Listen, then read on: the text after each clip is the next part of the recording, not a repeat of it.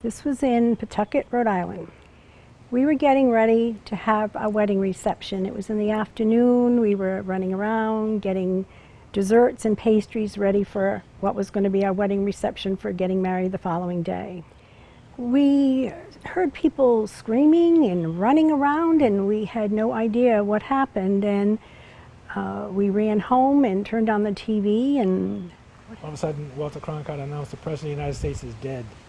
I said, wow. And people were crying in the streets.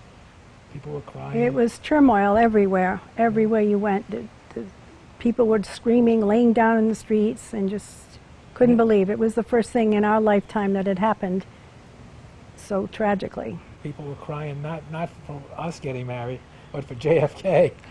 They were crying. They would be at the reception hall, and we would be dancing and laughing, and then the next minute people would wander off to try to find a television set to see what was happening at that time. It just couldn't break yourself away from that. It was a lot of emotions all around, very, very difficult to deal with. I think it was such an event that we just felt like we wanted to see, we wanted to be a part of, and as a social studies teacher, he felt it was such an important part of history.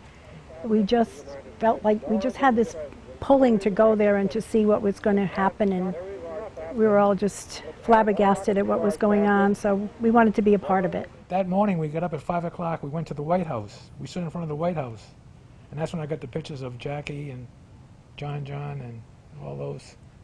We went to Arlington National Bridge. We stood on Arlington Bridge. We were right in the first row. We were in the first row there, and we saw all everything came by, the blackjack Persian, the caisson. The dignitaries from all over the world were there. Kind of amazed me that in such a short period of time, all the world came together. The dignitaries, I mean, everything came together within just a few days to be a part of. Prince Philip was there from England. Yes. He was there. Yes.